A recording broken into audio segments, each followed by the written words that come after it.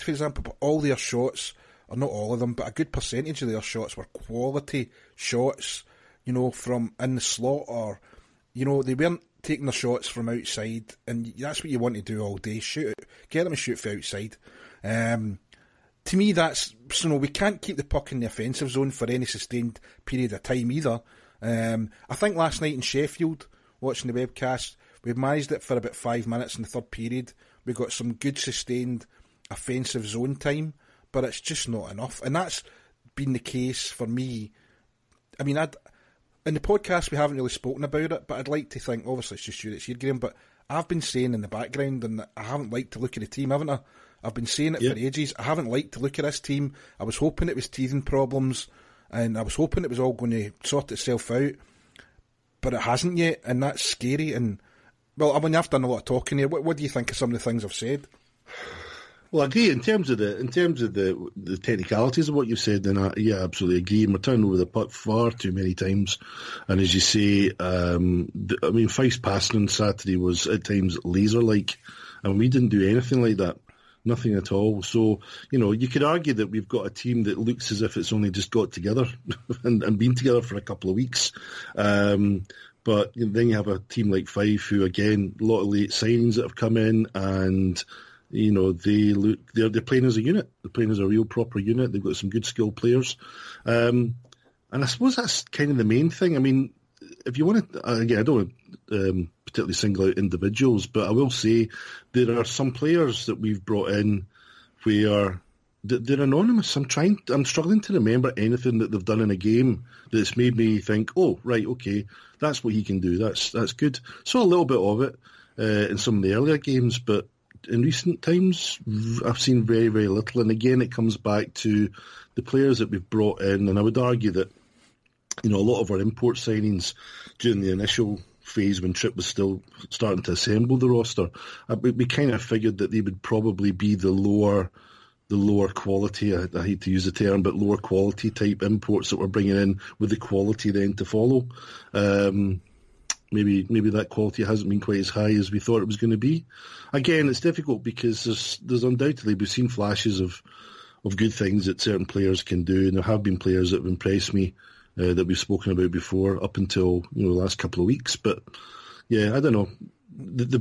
For me, the biggest problem is that our performances over the last 2 weekends have suggested we've been here before, we've seen this kind of thing happen before, and we've subsequently found out that, you know, there's been potentially problems in the dressing room, problems with the coach, or, you know, whatever. I mean between the players and the coach.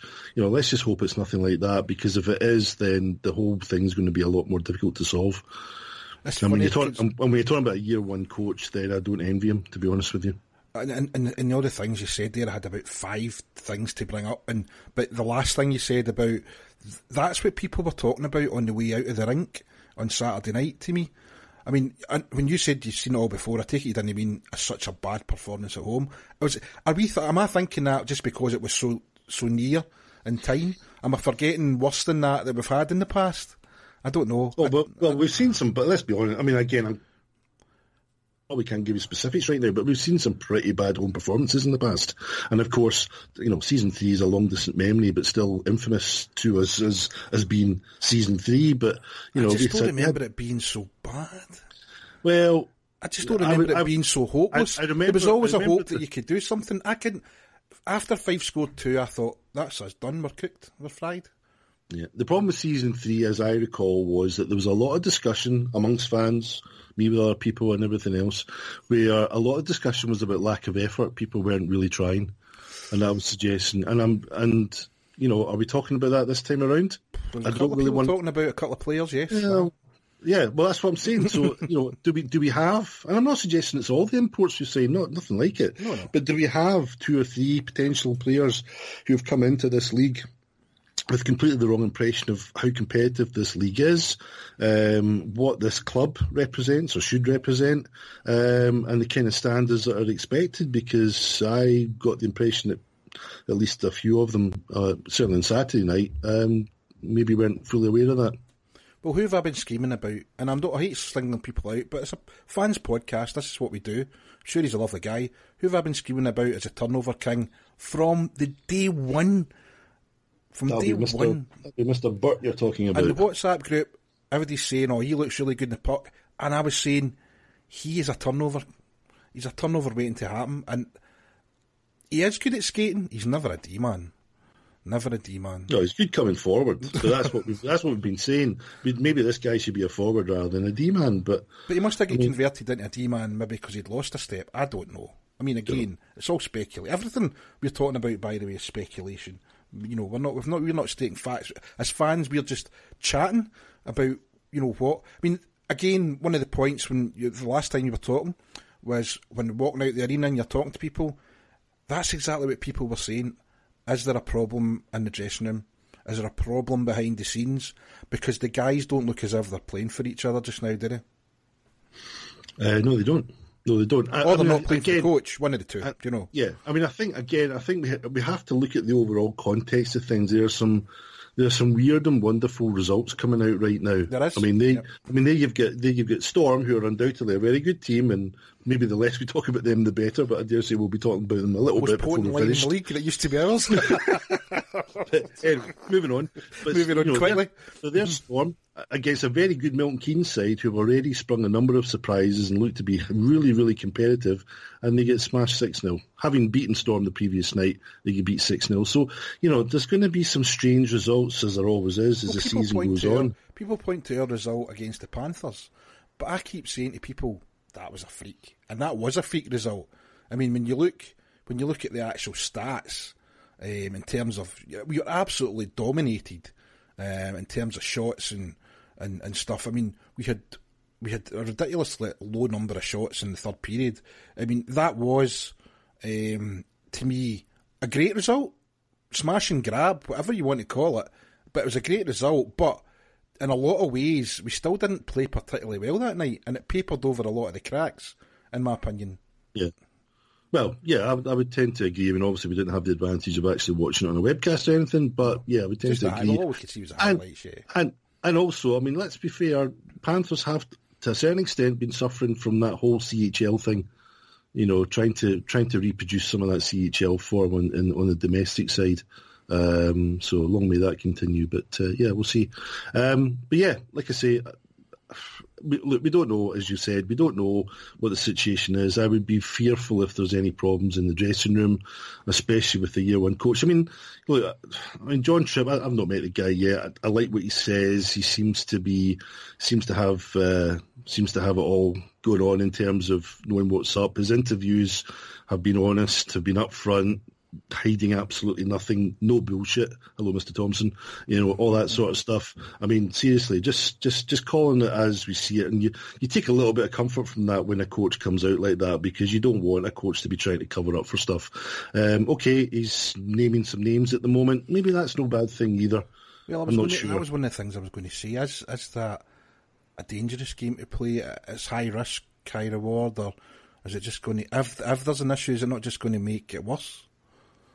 Potentially. I mean, remember when Kristanovic did it, and, you know, already I think we were in big trouble at that point, but I can remember Jordan Kristanovic starting to name names, and from what we heard afterwards, that potentially only made things worse. But could they have been any worse? Look, I mean, it's Tripp's show at the end of the day. It's up to him how he wants to do it. He seems to be a very strong-minded individual.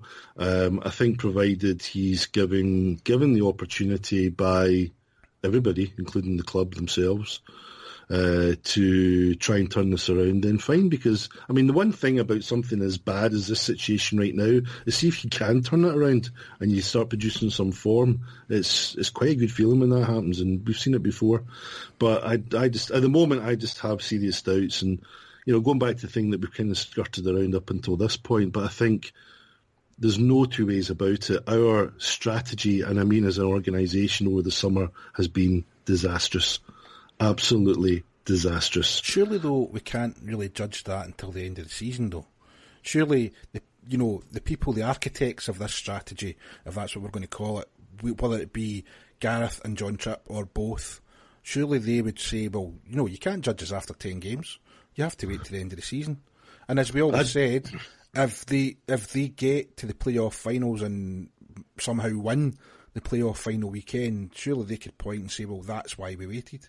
No, fine, okay. Well, I'm just playing devil's advocate. Yeah, I know you are, and I would suggest that you know as well as I do that when you have the kind of form that we have at this stage, and we're having to play catch up for the rest of the season. That's not how you want to go about a campaign. No. That's not how you want to do it, new coach or not.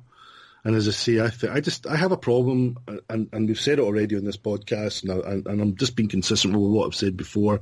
I have a problem with a situation whereby we bring in a coach in late, and when the coach comes in, then we start with the imports.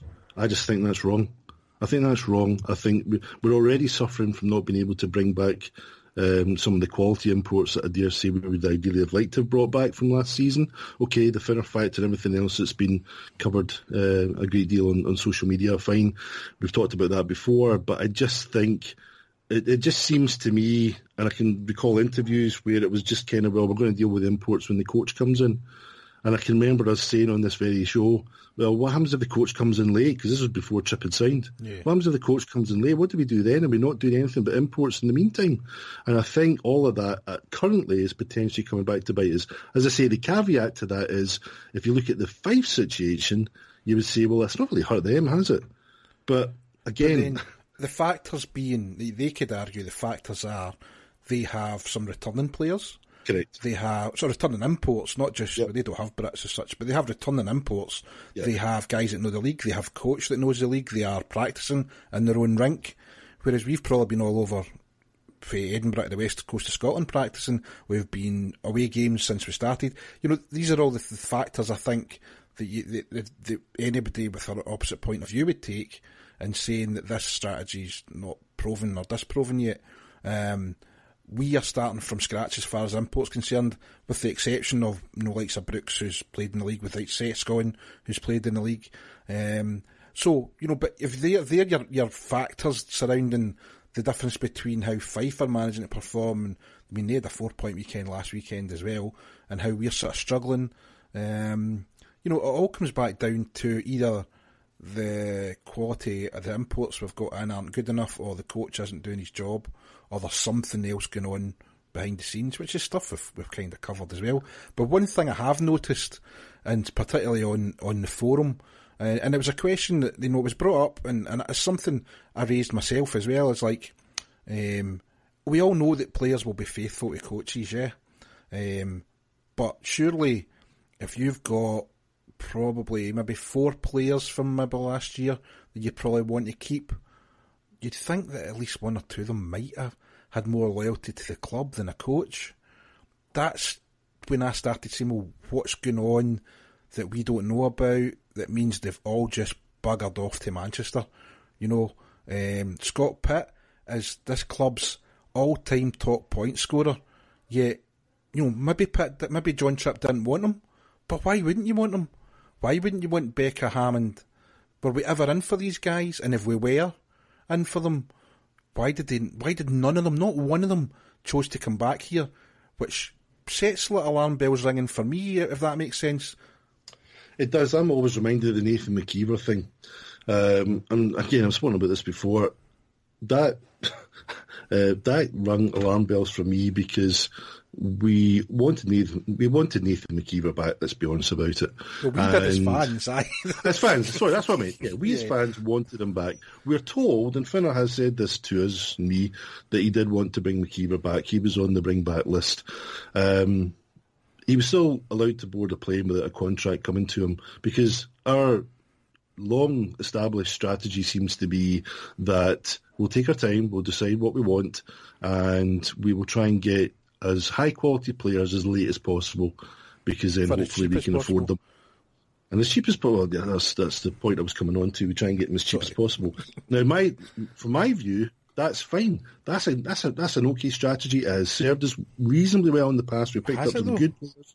Well, we've picked up the occasional players for, Rosell, was he not one that we managed to get? No, but generally speaking, has it worked? Because we got to finish second in the league, we got to finish third in the league, and then it seemed to just fall away from there. So over the last 2 or 3 years, so has that strategy been serving us? Well, you could argue potentially not, but again, it's part of a bigger issue which I was going to come on to. But in terms of the sign strategy, what you don't do, what we've done this time.